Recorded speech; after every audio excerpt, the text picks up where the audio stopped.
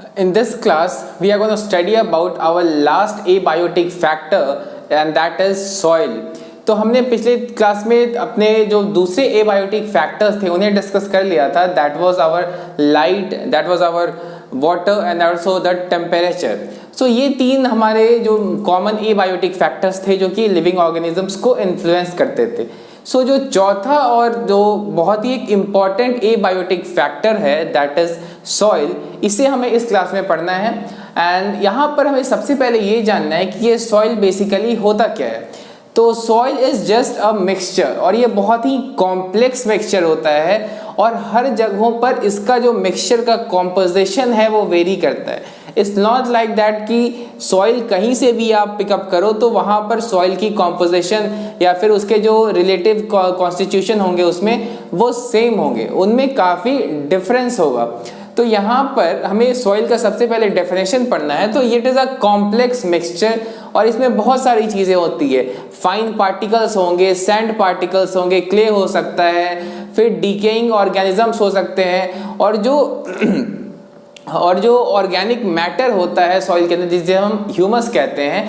तो ये सारे चीज़ों का एक कॉम्प्लेक्स स्ट्रक्चर या एक कॉम्प्लेक्स मिक्सचर होता है और साथ में वाटर भी होता है इस सॉइल के अंदर. तो इन सभी चीज़ों का एक कॉम्प्लेक्स मिक्सचर बनता है and that mixture is called as soil. So we first look at the definition, that is it is a complex mixture of minerals, water, air, organic matter, countless organisms that are decaying remains of once living organisms. तो soil में ये सारी चीज़ें होती है और जो air है obviously that is derived from the atmosphere, लेकिन सॉइल के पार्टिकल्स के बीच में एयर भी ट्रैप्ड होता है तो उसे भी हम सॉइल के मिक्सचर का एक पार्ट कह सकते हैं. डिफरेंट टाइप्स के सॉइल में डिफरेंट अमाउंट में एयर प्रेजेंट हो सकते हैं. फॉर एग्जाम्पल क्लेई सॉइल जो कि काफ़ी फाइन पार्टिकल वाला सॉइल होता है उसमें एयर कैविटीज या फिर एयर पार्टिकल्स कम होंगे, लेकिन अगर हम सैंडी सॉइल की बात करें तो उसमें एयर थोड़ा सा ज़्यादा होगा. सो इन सभी कॉन्स्टिट्यूएंट का जो परसेंटेज है वो डिफरेंट टाइप के सॉइल में डिफरेंट होता है. It is not fixed in any type of soil, be it this type of soil और this type of soil. We are going to study those type of soil later. So first of all we have seen the definition of the soil. Now we'll see the formation of the soil. तो हमने soil का तो definition देखा, लेकिन वहाँ पर हमने उसका फॉर्मेशन भी देखना है, यानी कि सॉइल बनता कैसे है. तो सबसे पहले जो सॉइल बनने का प्रोसेस होता है and that is called as weathering. तो वेदरिंग में क्या होता है कि जो भी ओल्ड रॉक्स होते हैं या फिर किसी भी तरह के रॉक्स हैं, तो rocks are really a deposit house of minerals. तो सॉइल के अंदर जो मिनरल्स होते हैं वो मोस्टली रॉक्स से ही आते हैं. तो सबसे ज़रूरी सॉइल बनने के लिए और जो सबसे पहला स्टेप है वो है वेदरिंग का प्रोसेस. तो ये जो वेदरिंग है इसमें क्या होता है कि जो बड़े बड़े रॉक्स होते हैं या फिर लाइकवाइज बिगर पार्टिकल्स होते हैं तो उनका ब्रेकडाउन होता है छोटे छोटे पार्टिकल में, जिसे आप नॉर्मली सॉइल में ऑब्जर्व कर सकते हो. सो वेदरिंग बहुत तरीके से हो सकती है. फॉर एग्जाम्पल दिन में जब सनलाइट पड़ता है रॉक पर तो रॉक गेट्स हीटेड अप, और आपने फिजिक्स में पढ़ा होगा कि हीटिंग से जनरली क्या होता है, एक्सपेंशन होता है. तो दिन में रॉक्स एक्सपैंड करता है. जब रात में धूप नहीं होता है तो उस समय टेम्परेचर काफ़ी कम होता है एज कम्पेयर टू डे. तो वहाँ पर जब कूलिंग हुआ आफ्टर इवनिंग, जब सनलाइट ख़त्म हो गया तो वहाँ पर जो रॉक्स होंगे वो कॉन्ट्रैक्ट करेंगे. तो इस कॉन्ट्रैक्शन और एक्सपेंशन से रॉक्स क्रैक कर जाते हैं. इस तरह का वेदरिंग को हम बोलते हैं फिजिकल वेदरिंग, जो कि टेम्परेचर में वेरिएशन की वजह से नॉर्मली ऑब्जर्व किया जाता है. तो इस तरह का वेदरिंग एक टाइप का वेदरिंग होता है. इसके अलावा और भी टाइप्स के वेदरिंग है. फॉर एग्जांपल जो पीएच की वजह से होता है. सपोज करो कि जो रॉक्स है उस पर एसिड रेन हो रहा है या फिर वहाँ पे जो भी वाटर या कोई लिक्विड फ्लो कर रहा है उसके केमिकल कॉन्स्टिट्यूएंट कुछ ऐसे हैं जो रॉक्स को डिग्रेड कर सकते हैं, या इन जनरल कोई भी ऐसा केमिकल जिसके प्रेजेंस की वजह से रॉक्स का जो सरफेस है वो इरोड हो रहा है. तो इस तरह के इरोजन को या इस तरह के वेदरिंग को हम कहते हैं केमिकल वेदरिंग. तो फिजिकल वेदरिंग में क्या हुआ, जब टेम्परेचर में वेरिएशन हुआ तो उससे रॉक्स कॉन्ट्रैक्शन एक्सपेंशन से क्रैक कर गए. दूसरा जो केमिकल वेदरिंग है, केमिकल वेदरिंग में डिफरेंट केमिकल्स जो रॉक्स के कांटेक्ट में आते हैं वो रॉक्स को इरोड कर सकते हैं. और जो तीसरा है जिसे हम बायोलॉजिकल वेदरिंग कहते हैं, यहाँ पर क्या होता है कि बहुत सारे ऐसे ऐसे ऑर्गेनिजम्स होते हैं, किसी रॉक के आसपास अगर कोई पेड़ उगा हुआ है या फिर कोई प्लांट ग्रो कर रहा है, तो वो जनरली प्लांट के जो रूट्स होते हैं ना, वो रॉक्स को पेनेट्रेट करते हैं काफ़ी हद तक और धीरे धीरे वो उसे क्रैक कर सकते हैं। उसके अलावा बहुत छोटे छोटे ऑर्गेनिजम्स भी हो सकते हैं, जैसे कि मॉसेस या लाइकेंस, ये अगर ग्रो करते हैं रॉक पर तो धीरे धीरे उनमें अपने एंजाइम्स की मदद से या अपने मेटाबॉलिक एक्टिविटी की मदद से रॉक्स को धीरे धीरे कन्वर्ट करते हैं, उसको ब्रेक डाउन करते हैं, उसको इरोड करते हैं। तो इन 3 तरीके से डिफरेंट रॉक्स के वेदरिंग नॉर्मली हो सकते हैं। इसके अलावा भी डिफरेंट मेथड्स हो सकते हैं रॉक्स के वेदरिंग के, लेकिन these 3 are the common 3 methods of weathering of rocks, that is physical, chemical and biological. So that was the first process of soil formation, that is weathering. अब weathering के बाद है humification. तो humification means addition of humus to the soil. So soil के लिए एक अच्छे quality का soil जो कि plants को support कर सके, अच्छा vegetation को support कर सके, that soil has to have a lot of humus in it. So humus is a darkish organic substance present in the soil. So humus काफ़ी हद तक sticky भी होता है और ये water hold करने की भी capability बढ़ाता है soil के अंदर। तो basically humus आता कहाँ से? तो humus प्लांट्स या एनिमल्स या अदर ऑर्गेनिज्म के डेड पार्ट से आते हैं। दैट इज, यहाँ पर ह्यूमस में क्या होता है कि जब कोई प्लांट मर जाता है या कोई भी एनिमल मर जाता है या फिर कोई भी ऑर्गेनिक मटेरियल जो कि सॉइल में है, तो उसका जब डिकेइंग होता है तो बैक्टीरिया या फिर फंजाई उसको डीकम्पोज करते हैं और डीकम्पोज करने के बाद उसके जो मटेरियल्स होते हैं, that is the organic compounds which have been obtained by the decomposition और putrefaction of those organic substances or dead bodies of plants and animals, that is converted into humus in the long term. अब humus ज़रूरी नहीं है कि सिर्फ dead organism से ही बनेगा। जैसे कि प्लांट्स के अगर जो पत्ते गिर रहे हैं, जबकि प्लांट हो सकता है लिविंग हो, प्लांट के पत्ते साल भर गिरते हैं, कहीं कहीं पर एवरग्रीन फॉरेस्ट भी होते हैं या फिर कहीं कहीं पर डेसिडुअस फॉरेस्ट भी होते हैं, तो लीफ फॉल तो होता है। तो जो लीव्स गिर रहे हैं प्लांट से या फिर वो भी ह्यूमस बना सकते हैं, या फिर एनिमल्स का जो फीकल मैटर है वो भी तो ऑर्गेनिक है, तो वो फीकल मैटर भी डिफरेंट माइक्रो ऑर्गेनिजम्स की मदद से ह्यूमस में कन्वर्ट हो जाता है। तो सबसे पहले वेदरिंग से सॉइल के अंदर इनऑर्गेनिक कॉन्स्टिट्यूएंट्स आए, यानी कि मिनरल्स आए या फिर क्ले पार्टिकल्स आए या जो भी पार्टिकल्स सॉइल के अंदर आए वो इनऑर्गेनिक है, और ह्यूमिफिकेशन से जो भी पार्टिकल सॉइल के अंदर आए वो ऑर्गेनिक थे, यानी कि इनऑर्गेनिक और ऑर्गेनिक का कॉम्बिनेशन यहाँ बन गया। Now the third step is a very simple one. वहाँ पे इल्यूविएशन में क्या होता है कि जहाँ पर सॉइल का फॉर्मेशन हो रहा है उसके पहले से या उसके ऊपर से मिनरल्स जो है ना वो वॉश्ड होके आते हैं या फिर डिपॉजिट होते हैं। जहाँ पर सॉइल फॉर्मेशन हो रहा है उसके पहले से या उसके ऊपर से मिनरल्स आके वहाँ पे डिपॉजिट होते हैं। तो इसका मतलब ये है कि जो सॉइल में मिनरल्स होंगे उनका अमाउंट बढ़ जाएगा। तो जो इल्यूविएशन का प्रोसेस है उससे सॉइल का रिचनेस, सॉइल का प्रोडक्टिविटी या फर्टिलिटी इंक्रीज कर जाता है। अब इल्यूविएशन के साथ साथ है कि इल्यूविएशन, तो एलुविएशन और उसके बाद है इल्यूविएशन। इल्यूविएशन में क्या होता है कि जो मिनरल्स हैं वो सॉइल के लोअर लेयर्स में डिपॉजिट हो जाते हैं। So these are the two types of eluviation और इल्यूविएशन। तो यहाँ पे क्या हो रहा है एलुविएशन में कि जहाँ सॉइल का फॉर्मेशन होगा उसके पहले से जो भी सॉइल के मिनरल्स हो सकते हैं उनका आके डिपोजिशन हो जाता है सॉइल के फॉर्मेशन वाले साइट पर। तो इसका मतलब ये है कि वो सॉइल का मिनरल कॉन्स्टिट्यूएंट्स या फिर जो मिनरल कंटेंट है सॉइल का वो इंक्रीज कर रहे हैं। And the last thing is that is illuviation. यहाँ पर क्या होता है कि सॉइल के अंदर मिनरल्स नीचे डिपॉजिट हो जाते हैं जो कि सॉइल के लोअर लेयर्स में। तो ये 3 स्टेप बहुत कॉमन होता है in the process of soil formation. Now इसी के बेसिस पे हम 2 टाइप के सॉइल्स को क्लासिफाई करते हैं। पहला है रेसिडुअल सॉइल। तो ये सॉइल इन सीटू बनता है, यानी कि जहां पर वेदरिंग हुआ है वहीं पर इस सॉइल का फॉर्मेशन होता है। और ये कैसे होता है? बाय द अंडरलाइंग रॉक्स, यानी कि जहां पर जो हार्ड रॉक्स थे या फिर बड़े बड़े चट्टान थे वहां पर वेदरिंग हुआ है और उसी जगह पर सॉइल का फॉर्मेशन भी हुआ है। सो यहाँ पर हम कह सकते हैं उस तरह के सॉइल को हम कहते हैं रेसिडुअल सॉइल।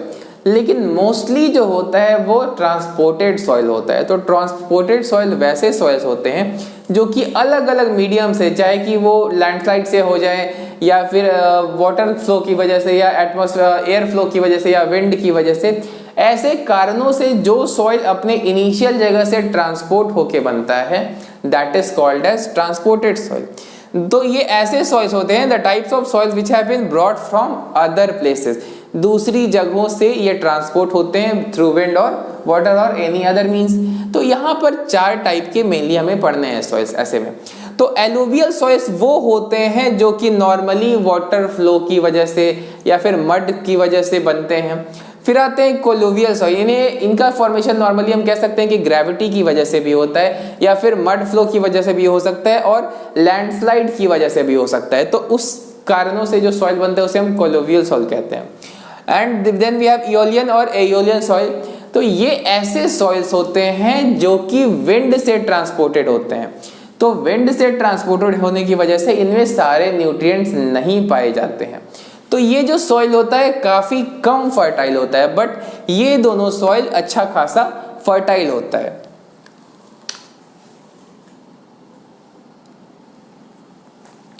अब जो चौथा है that is the glacial soil. तो ग्लेशियल सॉइल में क्या होता है कि ग्लेशियल सॉइल जब बनता है उसके लिए ग्लेशियर की वजह से इरोजन होता है रॉक्स के अंदर। So glacier is a sort of flowing river of ice which flows very slowly. So when this flows over a rock, it erodes the upper layers or the middle layers of the rock, and therefore the size of the particles in the case of glacial soil can range from very small particle to large size boulders. So glacial soil में बहुत बड़ा variation होता है soil के particles के बीच में, बहुत छोटे भी हो सकते हैं और काफी बड़े भी हो सकते हैं, क्योंकि यहाँ पर एक ग्लेशियर एक रॉक को इरोड कर रहा होता है। That is why we have glacial soil has a lot of range in terms of the size of the particles which it contains. So now will study the types of soil on the basis of texture, यानी कि soil के अंदर कैसे कैसे और कौन कौन से टाइप्स के पार्टिकल्स पाए जाते हैं या उनका रेशियो क्या है, उसके बेसिस पर हम सॉइल को 3 कैटेगरी में बांटते हैं। पहला है क्लेई सॉइल, दूसरा है सैंडी सॉइल और तीसरा है लोमी सॉइल, या उसे हम लोम सॉइल भी कहते हैं। तो सैंडी सॉइल में क्या होता है कि 80% से ज्यादा जो कंटेंट है सॉइल का वो सैंड से होता है। So this is not very fertile. अब सैंडी सॉइल बहुत बड़े बड़े ट्रीज को सपोर्ट नहीं कर पाता है as compare to the clayey soil और the alluvial soil. So it is not a very fertile soil. Why? Because it is containing more than 80% of its constituents in the form of sand. तो sand उतनी fertile चीज नहीं होती है। अब ये जो दूसरा है clay soil, it is very fertile soil. ये काफी fertile होता है। इसमें 50% से ज्यादा जो constituent होता है वो होता है clay का। यहाँ पर जो वाटर होल्डिंग कैपेसिटी होता है, वाटर होल्डिंग कैपेसिटी क्ले का ज्यादा होता है as compare to this soil और दिस सॉइल। तो क्ले सॉइल में क्या होता है कि बहुत छोटे छोटे पार्टिकल्स होते हैं, बहुत ही छोटे छोटे पार्टिकल्स, और ये काफी स्टिकी भी होता है और डार्कर कलर का होता है। और जो सैंडी सॉइल होता है वो थोड़ा लाइट कलर का होता है। Now we come to the most important, that is the loamy soil. तो लोमी सॉइल में तीनों तरह का मिक्सचर है, दैट इज 20% क्ले, 40% सिल्ट एंड 40% सैंड। तो इसमें सभी चीजों का मिक्सचर है, इस वजह से लोमी सॉइल सबसे ज्यादा एग्रीकल्चर के पॉइंट ऑफ व्यू से अच्छा सॉइल माना जाता है। क्योंकि अगर इसमें सैंड बिल्कुल भी नहीं होगा तो उस सॉइल में जो प्लांट्स ग्रो करेंगे उन प्लांट्स के रूट को ऑक्सीजन नहीं मिल पाएगा। क्योंकि क्लेई सॉइल में क्या होता है कि पार्टिकल्स बहुत छोटे छोटे होते हैं, वो बहुत स्टिकी होते हैं, तो रूट्स को ऑक्सीजन नहीं मिल पाता है। लेकिन यहाँ पर क्या होगा कि 40% सैंड है, तो 40% सैंड है, इसका मतलब सैंड के पार्टिकल्स के बीच में एयर गैप्स तो होते हैं, तो सॉइल को बहुत ज़्यादा स्टिकी भी नहीं होगा। लेकिन ज़्यादा सैंड हो जाएगा तो मिनरल्स कम हो जाएंगे सॉइल में या फिर ऑर्गेनिक मैटर कम हो जाएगा। तो इस वजह से छोटे छोटे जो सिल्ट पार्टिकल्स है वो काफ़ी अच्छे क्वांटिटी में है, 40%, those make the soil fertile. और 20% क्ले है, तो सॉइल में बाइंडिंग के लिए क्ले तो चाहिए ही ना, अदरवाइज सॉइल में बाइंडिंग नहीं हो पाएगी, जिसकी वजह से जो बड़े बड़े प्लांट्स है वो सपोर्ट नहीं हो पाएंगे सॉइल में। So agriculture के point of view से this loamy soil is one of the best type of soil because it contains all the particles which we normally need or which we want a soil to contain. Now अब हम बात करेंगे जो भी abiotic factors हमने पढ़ा, that is light, water, soil and the other abiotic factors that we have studied. तो उन abiotic factors के प्रति हमारा क्या रिस्पॉन्स होगा? We as a living things, we as a living beings, what could be or should be our response towards those abiotic factors? Suppose करते हैं जो सबसे पहला abiotic factor हमने पढ़ा था that was temperature. तो temperature was the most important abiotic factors which influences almost every living organism. तो वहां पर देखा था हमने कि जैसे ही टेम्परेचर बढ़ता है या घटता है तो अलग अलग ऑर्गेनिजम्स में अलग अलग मॉडिफिकेशन आते हैं, जिसमें हमने बर्गमैन्स रूल पढ़ा था या एलेंस रूल पढ़ा था। तो उसी तरह यहाँ पर हमें ये जानना है कि जब भी एबायोटिक फैक्टर चेंज करेगा, फॉर एग्जांपल अगर एक प्लांट को सैंडी सॉइल में ग्रो करे, उसको फिर क्लेई सॉइल में और लोमी सॉइल में ग्रो करे, तो उस प्लांट में प्लांट के प्रॉपर्टीज में या फिर प्रोडक्टिविटी में डिफरेंसेस होंगे। लाइकवाइज अगर हम एक स्पीशीज जो कि एक कोल्ड क्लाइमेट का है उसको जब हम मॉडरेट क्लाइमेट में या वार्म क्लाइमेट में ग्रो करने की कोशिश करें ऐसे प्लांट को, तो उसमें डिफरेंसेस होंगे। लाइकवाइज किसी को हम बहुत ही ड्राई इन्वायरमेंट का प्लांट है जैसे कि कैक्टस, जैसे कि यूफॉर्बिया, तो वैसे वैसे जो प्लांट्स है अगर हम उन्हें नॉर्मल क्लाइमेट में ग्रो करना चाहें जहाँ अच्छी खासी बारिश होती है तो उनमें चेंजेस होंगे। अगर एक अफ्रीकन आदमी जो कि बहुत ही ज़्यादा गर्मी के लिए अडेप्टेड होता है, अगर उसको सडनली स्वीडन या नॉर्वे भेज दिया जाए विंटर्स के टाइम पर, तो उसे अडेप्टेशन में कुछ ना कुछ प्रॉब्लम्स होंगे और उसका बॉडी अडेप्ट करने की कोशिश करेगा। सो जब भी कोई भी एबायोटिक फैक्टर अगर चेंज करता है तो उसके प्रति हमारा बॉडी रिस्पॉन्ड करता है और हमारा बॉडी चाहता है कि बाहर साइड में जो भी यानी कि हमारे इन्वायरमेंट के अंदर whatever be the changes that have occurred, our body should not have any changes within itself. यानी कि हमारी बॉडी ये नहीं चाहेगी कि बाहर एटमॉस्फेयर में जो चेंज हुआ वो हमारे में भी चेंज हो। फॉर एग्जाम्पल अगर हमें बहुत ज़्यादा गर्मी लगती है तो हमें स्वेटिंग होता है, अगर हमें पानी का लॉस होता है तो हमें प्यास लगती है। We are gonna see in this case that is the regulate. So first of all what we are gonna see is homeostasis. Homeostasis में हमारा बॉडी मेंटेन करने की कोशिश करता है एक constant favourable internal environment. For example हमारे body का हर एक रिएक्शन, पूरे बायो में हर एक रिएक्शन एंजाइम के द्वारा कंट्रोल होता है और हर एंजाइम को फंक्शन करने के लिए एक सर्टेन पीएच रेंज, एक certain temperature range etcetera other factors की ज़रूरत होती है। तो जैसे ही हमारे बॉडी में टेम्परेचर बढ़ेगा तो एंजाइम्स को प्रॉब्लम, टेम्परेचर घटेगा तो एंजाइम्स को प्रॉब्लम, अगर हमारे बॉडी का पीएच कम या ज़्यादा हो गया यानी कि एसिडिटी या बेसिडिटी बढ़ या कम गया तो उस केस में भी एंजाइम्स को प्रॉब्लम। यानी कि जैसे ही कोई भी इंटरनल प्रॉपर्टी चेंज हुआ, फॉर एग्जांपल कॉन्सेंट्रेशन किसी भी मिनरल का जैसे सोडियम का या फिर पोटेशियम का या मैग्नीशियम का या कैल्शियम का या आयरन का या कॉपर का, किसी भी मिनरल का अगर हमारे बॉडी में कॉन्सेंट्रेशन कम या ज़्यादा हो गया तो उसके असर होंगे बॉडी पर। लाइकवाइज विटामिन के केस में, लाइकवाइज अदर चीज़ों के केस में। तो हमारा बॉडी जो भी चेंजेस अपने अंदर लाता है वो इस वजह से कोशिश करता है कि जो भी इन्वायरमेंट में चेंजेस हुए हैं वो उसका असर बॉडी पर ना हो, तो उसे कहते हैं homeostasis. For example thermoregulation. Thermoregulation की हम बात क्या कर सकते हैं यहाँ पर, अगर हमें गर्मी लगेगा तो हमें पसीना आएगा, अगर हमें ठंड लगेगा तो हम स्वेटर पहनेंगे, जैकेट्स पहनेंगे, विंटर वियर्स पहनेंगे। तो उसी प्रोसेस को हम कहते हैं थर्मोरेगुलेशन।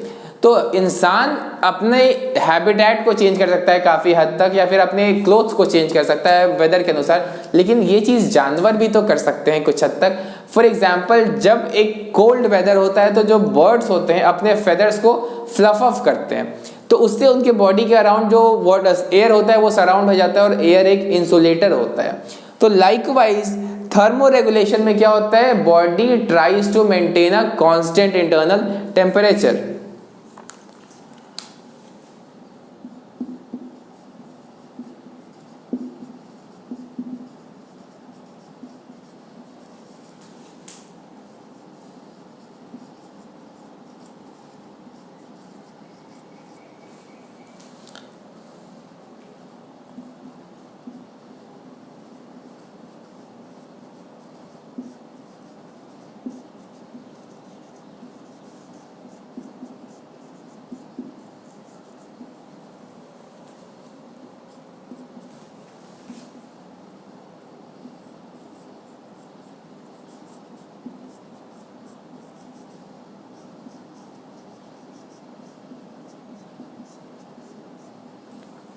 तो यहाँ पर 3 टाइप का सबसे कॉमन रेगुलेशन है। थर्मो रेगुलेशन में हम टेम्परेचर को कंट्रोल करने की कोशिश करते हैं।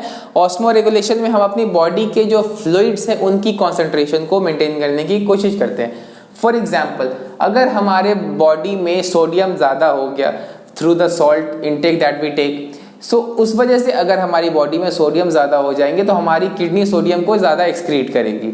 लाइकवाइज अगर कोई और मिनरल ज़्यादा हो गया तो उस केस में हमारी बॉडी का जो ऑस्मोटिक फ्लूइड का कॉन्सेंट्रेशन होता है, जो भी ऑस्मोटिक कॉन्सेंट्रेशन है या ऑस्मोटिक प्रेशर है, वो चेंज हो सकता है और बॉडी उसे वापस नॉर्मल करने की कोशिश करेगी।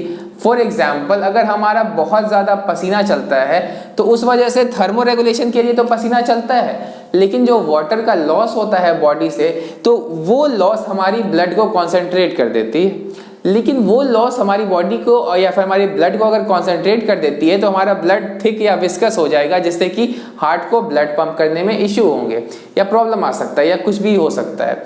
तो वैसे केस में हमारा बॉडी ट्राई करेगा कि किडनी से ज़्यादा पानी को रीअब्जॉर्ब कर सके जो यूरिन के रास्ते फ्लो करता है। तो उस केस में क्या होगा, हमारी बॉडी से यूरिन कम निकलेगा तो वो जो एक्स्ट्रा हमारे अंदर जो वाटर होगा वो कहाँ जाएगा, ब्लड में जाएगा। तो कॉन्सेंट्रेशन को बॉडी मेंटेन करने की कोशिश करेगा। लाइकवाइज जब हम पानी पीते हैं तो हमारे अंदर वाटर का कंटेंट एक्स्ट्रा हो जाता है, अगर हम ज़रूरत से ज़्यादा पानी पीते हैं तो उस टाइम पे किडनी क्या करेगा, किडनी वाटर को एक्सक्रीट करेगा, उस टाइम पे ज़्यादा रीअब्जॉर्प्शन नहीं करेगा। तो इस तरीके से हमारी किडनीज काफ़ी इंपॉर्टेंट रोल प्ले करती है ऑस्मो रेगुलेशन में, यानी कि हमारे बॉडी में जो भी फ्लूइड हैं उनकी कॉन्सेंट्रेशन को मेंटेन करने में किडनी का बहुत बड़ा रोल होता है। लाइकवाइज अगर हम आते हैं पीएच रेगुलेशन में, तो हमारे बॉडी का हर जगह का एक सर्टेन पीएच होता है। ब्लड का पीएच 7.3 के आसपास होता है। लाइकवाइज अगर हम अपने सलाइवा की बात करें तो वहाँ 6.8 होता है पीएच। हमारी स्टमक में डाइजेशन के टाइम पे 1.8 तक पीएच हो जाता है, लेकिन एक इन्फेंट्स में अराउंड 3 होता है पीएच वैल्यू। लेकिन अगर हम इंटेस्टाइन्स की बात करें तो वहाँ 7.8 हो जाता है pH value. Likewise cerebrospinal fluid हो गए, सिनोवियल फ्लूइड हो गए, हर तरह के फ्लूइड का एक सर्टेन पीएच वैल्यू होता है। तो जैसे ही हमारे बॉडी में एसिडिटी या बेसिसिटी थोड़ा भी बढ़ गया या थोड़ा भी कम हो गया, दोनों case 3 common types of regulation और homeostatic features that we do to in response to abiotic factors, यानी कि हमारे जो भी बॉडी के रिएक्शंस या मैकेनिज्म्स होते हैं वो एबायोटिक फैक्टर्स के रिस्पॉन्स में जनरली यही 3 काम करते हैं। तो अब हमें ऑर्गेनिजम्स के टाइप्स को देखने हैं कि जो चेंजेस इन्वायरमेंट में हुए हैं उन इन्वायरमेंटल चेंजेस के प्रति ऑर्गेनिजम्स में क्या रिस्पॉन्स आ सकता है। सो जो पहले टाइप के ऑर्गेनिज्म हम पढ़ने वाले हैं, दोज आर द रेगुलेटर्स।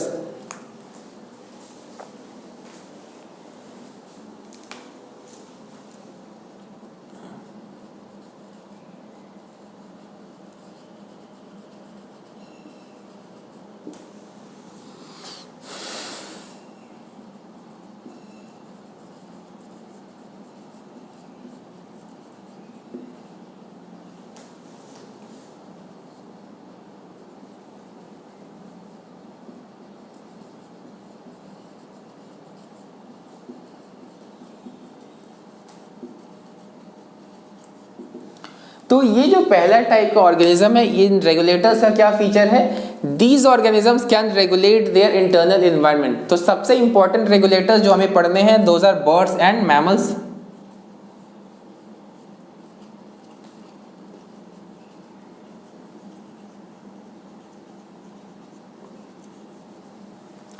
तो इनके अलावा और भी रेगुलेटर्स होते हैं, लेकिन यहाँ पर हम first of all birds and mammals की बात इसलिए कर रहे हैं क्योंकि जनरली बर्ड्स एंड मैमल्स को सबसे ज़्यादा कॉम्प्लेक्स या सबसे ज़्यादा इवॉल्व्ड माना जाता है। तो ऐसा इसलिए है क्योंकि ये वार्म ब्लडेड रहते हैं। वार्म ब्लडेड को हमने कहा था दीज आर होम्योथर्मिक एनिमल्स, या फिर इन्हें हमने कहा था कि ये अपना जो बॉडी का टेम्परेचर है वो रेगुलेट कर सकते हैं। तो अगर बाहर का टेम्परेचर ज़्यादा होता है, in the case of mammals, so हम क्या करते हैं, हमें स्वेटिंग होने लगता है। लाइकवाइज अगर बाहर की टेम्परेचर हमारी बॉडी टेम्परेचर से कम हो जाती है तो उस केस में हमारा बॉडी ज़्यादा हीट प्रोड्यूस करने लगता है ताकि एक कांस्टेंट फेवरेबल बॉडी टेम्परेचर को मेंटेन कर सके। यही चीज हम लोग का बॉडी नहीं कर पाता है in the case of infection. Certain infections के केस में, जैसे कि कोरोना इन्फेक्शन है, तो हमारा फीवर बहुत ऊपर चला जाता है, हमारी बॉडी उसको रेगुलेट नहीं कर पाती है क्योंकि वो इन्फेक्शन को हैंडल करना होता है बॉडी को, इस वजह से। तो यहाँ पर जो बर्ड्स एंड मैमल्स हैं, these are homeo isothermic animals, these can regulate their temperature, लेकिन सारे ऑर्गेनिजम्स रेगुलेट नहीं कर सकते हैं। और इसका रीजन ये है कि बर्ड्स एंड मैमल्स सबसे ज्यादा इवॉल्व्ड स्पीशीज हैं। These have certain mechanisms to regulate their body temperature, और बॉडी टेम्परेचर को रेगुलेट करने में बहुत ही ज्यादा एनर्जी कंज्यूम होता है। इसीलिए जो लोअर ऑर्गेनिजम्स हैं, खासकर जो इनवर्टिब्रेट्स हैं, वो अपना बॉडी टेम्परेचर रेगुलेट नहीं कर पाते हैं। So those organisms are cold blooded और पोइकिलोथर्मस एनिमल्स। तो वो लोग में जो कि लोअर ऑर्गेनिजम्स है, जैसे कि इनवर्टिब्रेट्स या नॉन कॉर्डेट्स कह सकते हैं, और जनरली फिशेज, रेप्टाइल्स और एम्फीबियंस भी नॉर्मली कोल्ड ब्लडेड होते हैं। वहाँ पे एक्सेप्शंस होते हैं, जैसे कि ट्यूना फिश या स्वॉर्ड फिश वार्म ब्लडेड होते हैं। तो उन एक्सेप्शंस को छोड़ दिया जाए तो रेप्टाइल्स, फिशेज और एम्फीबियंस, इन तीनों में, जबकि ये वर्टिब्रेट्स हैं, इन तीनों में भी थर्मो रेगुलेशन नहीं होता है। That is these are cold blooded. These organisms don't have sufficient energy, or these organisms don't spend that much of sufficient energy to maintain a common favorable internal temperature. तो जैसे जैसे environment का असर होगा इन पे, इनका भी हैबिट जो है ना वो चेंज होगा। फॉर एग्जाम्पल, एक क्रोकोडाइल जो होता है, वो क्रोकोडाइल कोशिश करता है कि जब दोपहर का धूप काफी कड़ा रहता है तो वो पानी में चला जाता है, लेकिन सुबह में जब धूप कम होता है, थोड़ा सा वार्मथ कम होता है, तो वही क्रोकोडाइल्स पॉन्ड के या फिर जहां भी रहता है वो साइड में जाके सन बात करता है। तो लाइकवाइज बहुत सारे स्पीशीज का ये हैबिट होता है, जब उन्हें टेम्परेचर कम करना होता है तो वो कोई शेडी एरिया ढूंढेंगे या जमीन के अंदर बरो करके रहने की कोशिश करेंगे, और अगर टेम्परेचर कम है तो फिर वो कोशिश करेंगे कि सनलाइट में जाएं। तो उन ऑर्गेनिजम्स में खुद में ये रेगुलेशन नहीं होता है कि अपना बॉडी टेम्परेचर रेगुलेट कर सके इंसानों और बर्ड्स एंड मैमल्स की तरह। तो हम अगर सनलाइट में ना भी जाएं तो भी हमारा बॉडी रेगुलेट कर लेगा, because we are mammals. Likewise in the case of birds also. So birds and mammals are very advanced, and these have the resources to use the extra energy for their temperature regulation. लेकिन जो बाकी के organisms हैं उनके पास ये ability नहीं होती है। लाइकवाइज ये तो सिर्फ टेम्परेचर की बात हुई। टेम्परेचर के अलावा बहुत सारे ऐसे अडेप्टेशन होते हैं, फॉर एग्जाम्पल ऑस्मो रेगुलेशन और पीएच रेगुलेशन। हमारी बॉडी में जब भी पीएच वैल्यू में चेंजेस आते हैं तो हमारी किडनी उस आयन को एक्सक्रीट कर देती है। फॉर एग्जाम्पल, अगर हमारे बॉडी के अंदर एसिडिटी बढ़ गया तो उससे क्या होगा, H+ आयंस उस केस में बढ़ जाएगा, तो H+ आयंस को किडनी एक्सक्रीट करेगा। लाइकवाइज अगर हमारी बॉडी में बेसिसिटी बढ़ गया तो हमारी जो किडनी है वैसे आयंस को एक्सक्रीट करेगी जो कि बेसिसिटी को बढ़ाते हैं। तो उसी केस में, उसी तरीके से बर्ड्स में भी ऐसा हो सकता है, क्योंकि बर्ड्स भी काफी एडवांस्ड हैं तो उनकी किडनी भी ये फंक्शन परफॉर्म कर सकती है। अब बात करते हैं ऑस्मो रेगुलेशन की। तो ह्यूमंस में जो जितना यूरिन का फॉर्मेशन होता है वो इस बात पे डिपेंड करता है कि क्लाइमेट कैसा है, यानी कि वेदर कैसा है। तो अगर समर्स का टाइम है तो बहुत ज़्यादा स्वेटिंग होता है तो यूरिन फॉर्मेशन कम होगा, लेकिन विंटर का टाइम है और इंसान उतना ही पानी पीता है तो उसमें यूरिन फॉर्मेशन ज़्यादा होगा एज कम्पेयर टू समर्स, क्योंकि विंटर्स में स्वेटिंग कम होता है। तो ये सारी चीज़ें, यानी कि ऑस्मो रेगुलेशन और जो पीएच रेगुलेशन है, ये बर्ड्स और मैमल्स में सबसे अच्छे से होता है, और osmo regulation, pH regulation other animals भी अच्छे से कर लेते हैं। फॉर एग्जांपल क्रोकोडाइल्स और एम्फीबियंस और रेप्टाइल्स और even fishes. So these organisms can easily regulate their do their osmo regulation or pH regulation, but these organisms cannot do temperature regulation like mammals or birds because these categories are highly advanced. So we have seen such organisms like regulators. So these organisms who can regulate their internal conditions, those are called as regulators. Now we will see the other type, that is the conformers.